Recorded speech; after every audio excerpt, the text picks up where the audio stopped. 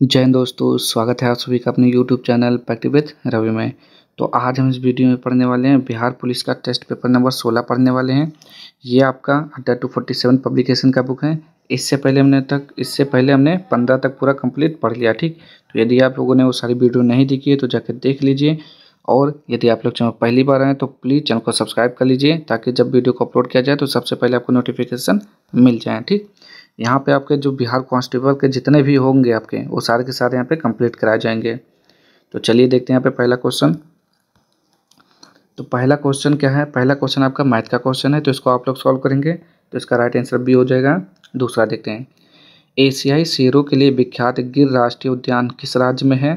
तो गिर कहाँ पर है आपको ये बताना है। तो ये हो जाएगा गुजरात में है। ठीक, लोहा का रासायनिक प्रतीक क्या होता है? तो Fe होता है। फेरम, फेरम मतलब आयरन यानी कि लोहा। नेक्स्ट है यहाँ पे, किस कला शैली के हेतु ग्रैमी पुरस्कार दिया जाता है?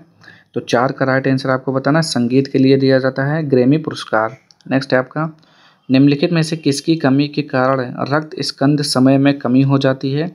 तो 5वें का राइट आंसर हो जाएगा यहाँ पे सी, विटामिन के कारण होता है।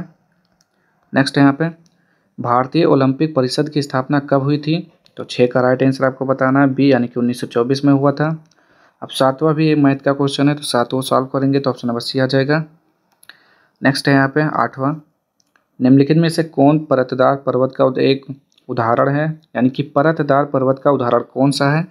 तो आपको बताना है यहाँ पे, तो यूराल पर्वत हो जाएगा परतदार पर्वत का उदाहरण। नेक्स्ट है यहाँ पे 9, तो इसको सॉल्व करेंगे तो इसका सी हो जाएगा। आगे बढ़ते हैं हम यहाँ पे क्वेश्चन नंबर 10, झरिया कोयला क्षेत्र यानी कि कोल फील्ड कहाँ है? तो 10 का राइट आंसर आपको बताना है। तो ये झारखंड में है आपका। आइन ए अकबरी नामक पुस्तक के लेखक का नाम क्या है? तो 11 का राइट आंसर ए हो जाएगा, अबुल फजल हो जाएंगे यहाँ पे। फरक्का सिंचाई परियोजना किस राज्य में है? तो 12 का राइट आंसर सी हो जाएगा, पश्चिम बंगाल में है। नेक्स्ट है यहाँ पे, वर्ष 2032 में ओलंपिक खेल कहाँ आयोजित किया जाएगा? तो 13 का राइट आंसर हो जाएगा यहाँ पे डी, ब्रिस्बेन हो जाएगा। स्वेज नहर भूमध्य सागर को डैश से जोड़ती है? तो स्वेज नहर जो भूमध्य सागर को किससे जोड़ती है? तो लाल सागर से जोड़ती है। ठीक, रेड सी हो जाएगा। नेक्स्ट है यहाँ पे 15, तो 15 को सॉल्व करेंगे तो इसका राइट आंसर हो जाएगा आपका ऑप्शन नंबर डी। 16 को सॉल्व करेंगे तो इसका राइट आंसर हो जाएगा ए। निम्नलिखित में से कौन सी गर्म समुद्री जलधारा है? तो क्या हो जाएगा यहाँ पे? वेनेजुएला हो जाएगा 17 का राइट आंसर। तो गलत हो जाइए, हो जाएगा क्रोशिया, क्रोशियो हो जाएगा समुद्री गर्म जलधारा। नेक्स्ट है यहाँ पे, निम्नलिखित में से किसके साथ लॉर्ड मैकाले का नाम जुड़ा है?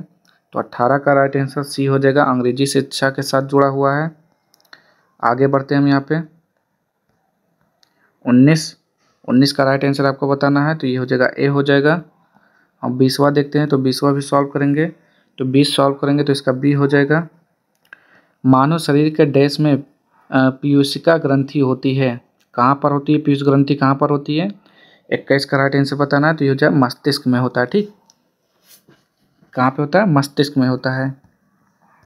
आगे, भाखड़ा नागल बहुउद्देशीय परियोजना डैश नदी पर है?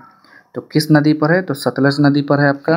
नेक्स्ट है यहाँ पे, यदि कोई व्यक्ति राष्ट्रीय जलमार्ग का प्रयोग करते हुए दिल्ली, अम्बाला, अमृतसर, भारत पाक सीमा तक की यात्रा करना चाहे तो उसे किस राष्ट्रीय राजमार्ग से होकर यात्रा करनी पड़ेगी? तो 23 का राइट आंसर हो जाएगा यहाँ पे NH1 से यात्रा करनी पड़ेगी। आगे देखते हैं यहाँ पे, वर्णांधता से पीड़ित व्यक्ति को लाल रंग कैसा दिखाई देता है? तो 24 का राइट आंसर हो जाएगा सी, यानी कि हरा दिखाई देता है उसे। भारतीय दर्शन की प्रारंभिक शाखा कौन सी है? तो 25 का राइट आंसर हो जाएगा यहाँ पे सांख्य हो जाएगा। क्या हो जाएगा? सांख्य। और ये क्या मैथ का है 26 का, तो 26 को सॉल्व करेंगे तो बी हो जाएगा आपका। आगे बढ़ते हैं हम यहाँ पे 27, तो ये भी आपका मैथ का क्वेश्चन है। तो 27 को सॉल्व करेंगे तो इसका राइट आंसर बी। 28 को सॉल्व करेंगे तो इसका डी हो जाएगा। आगे बढ़ते हैं यहाँ पे 29 को सॉल्व करेंगे तो इसका राइट आंसर ए हो जाएगा। 30 को सॉल्व करेंगे तो इसका बी हो जाएगा। 31 को सॉल्व करेंगे तो इसका बी हो जाएगा। आगे बढ़ते हैं हम यहाँ पे 32, तो 32 को जब सॉल्व करेंगे तो इसका राइट आंसर क्या हो जाएगा? 32 का सी हो जाएगा।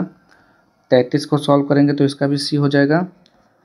34 को सॉल्व करेंगे तो इसका ए हो जाएगा। आगे बढ़ते हैं यहाँ पे 35, और जब 35 को सॉल्व करेंगे तो इसका राइट आंसर क्या हो जाएगा? 35 का डी हो जाएगा।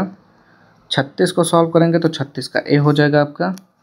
आगे बढ़ते हैं यहाँ पे 37, सॉरी देखेंगे यहाँ पे 37, और जब 37 को सॉल्व करेंगे तो इसका राइट आंसर क्या हो जाएगा, तो 37 का बी हो जाता है यहाँ पे। 38 को सॉल्व करेंगे तो 38 का डी हो जाएगा आपका यहाँ पे 13/9। आगे देखेंगे यहाँ पे हम 39, और जब 39 को सॉल्व करेंगे तो इसका हो जाएगा ऑप्शन नंबर ए। 40 को सॉल्व करेंगे तो इसका राइट आंसर हो जाएगा ए। आगे देखेंगे यहाँ पे 41, और जब 41 को सॉल्व करेंगे तो इसका राइट आंसर सी। 42 को सॉल्व करेंगे तो इसका राइट आंसर बी हो जाएगा। आगे बढ़ते हैं यहाँ पे 43, तो यहाँ पे 43 को सॉल्व करेंगे तो इसका राइट आंसर क्या हो जाएगा, 43 का बी। 44 का राइट आंसर क्या हो जाएगा, तो 44 को देखते हैं यहाँ पे, 44 का हो जाएगा आपका ऑप्शन नंबर सी। 45 का क्या हो जाएगा, तो 45 का बी हो जाएगा। आगे बढ़ते हैं यहाँ पे 46 को सॉल्व करेंगे तो डी आ जाएगा। नेक्स्ट है यहाँ पे 47 को सॉल्व करेंगे तो इसका भी डी आ जाएगा। 48 को सॉल्व करेंगे तो इसका ए हो जाएगा। 49 को सॉल्व करेंगे तो इसका क्या हो जाएगा, 49 का सी हो जाएगा। और 50 को सॉल्व करेंगे तो इसका ए हो जाएगा। ठीक, आगे बढ़ते हैं यहाँ पे 51, सर्व शिक्षा अभियान में सम्मिलित हैं। तो सर्व शिक्षा अभियान में किस आयु वर्ग के बच्चे सम्मिलित हैं, तो क्या हो जाएगा यहाँ पे 6 से 14 हो जाएगा। देखते हैं 51 का राइट आंसर क्या होता है, तो बिल्कुल सही है, 6 से 14 वर्ष आयु के बच्चे हो जाएंगे इसमें। आगे है संघात्मक शासन व्यवस्था का विशेषज्ञ किसे माना जाता है, तो 52 का राइट आंसर डी हो जाएगा, केसी विहर हो जाएगा।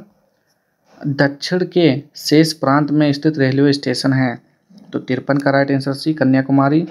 पहाड़ी अंचलों में रेल मार्ग कौन से गेज का उपयोग करता है, तो 54 का राइट आंसर सी हो जाएगा, नैरो गेज का प्रयोग करते हैं। आगे देखेंगे यहाँ पे कोरोना वायरस होता है, 55 का बताइए, कोरोना वायरस आरएनए में होता है। स्टैचू ऑफ यूनिटी किस राज्य में है, तो स्टैचू ऑफ यूनिटी कहाँ पर है, गुजरात में है 56 का, तो बिल्कुल सही है, 56 का गुजरात में है। सरदार वल्लभ भाई पटेल की मूर्ति है, 182 मीटर ऊंची है आपका, अहमदाबाद नदी के किनारे है।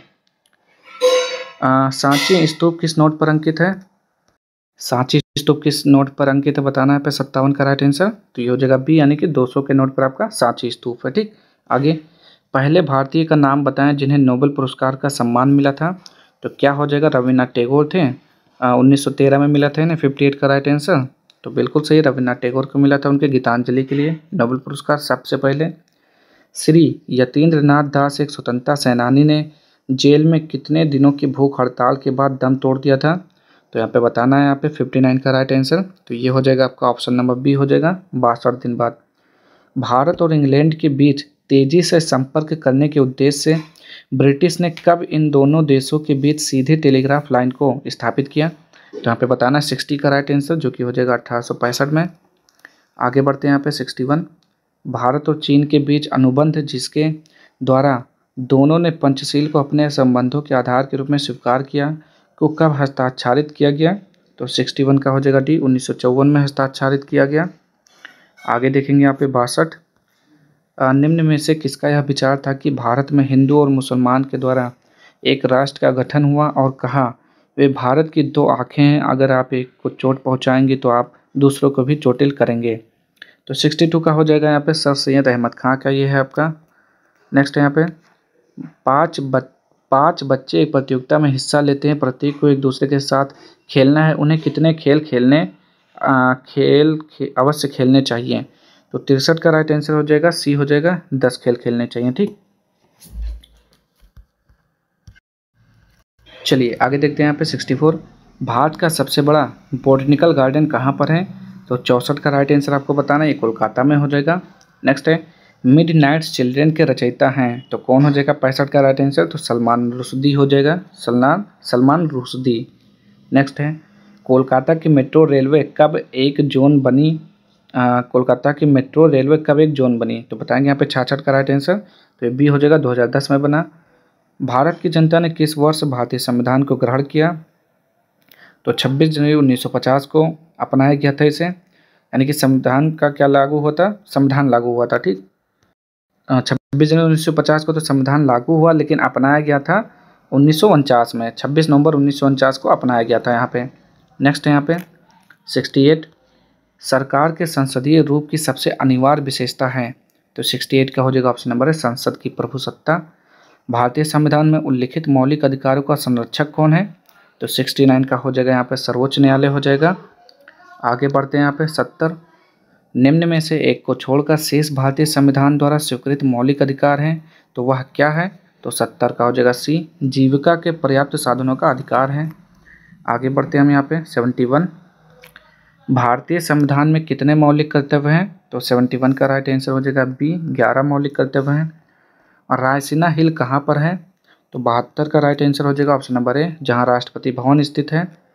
आगे भारत के राष्ट्रपति के लिए चुनाव लड़ने की योग्यता हेतु एक व्यक्ति को कितने वर्ष की आयु अवश्य पार करना है? तो 35 वर्ष हो जाएगा 73 का राइट आंसर। ठीक, निम्न में से संसद के किस गैर सदस्य को इसमें संबोधन का अधिकार है? तो 74 का हो जाएगा ए, भारत के अटॉर्नी जनरल को। नेक्स्ट है यहाँ पे 75, जवाहर रोजगार योजना का कार्यान्वयन निम्न में से किस पर निर्भर है? तो 75 का राइट आंसर हो जाएगा ए, ग्राम पंचायत पर। 76, मैग्नेटाइट देश का एक अयस्क है, तो 76 का राइट आंसर हो जाएगा सी, मैग्नीज का अयस्क है। निम्नलिखित में से कौन सी संक्रमण धातुओं की एक विशेषता नहीं है? तो 77 का हो जाएगा ए, इलेक्ट्रॉन्स प्राप्त करने की प्रवृत्ति हो जाएगी। आगे क्या लिखा हुआ है?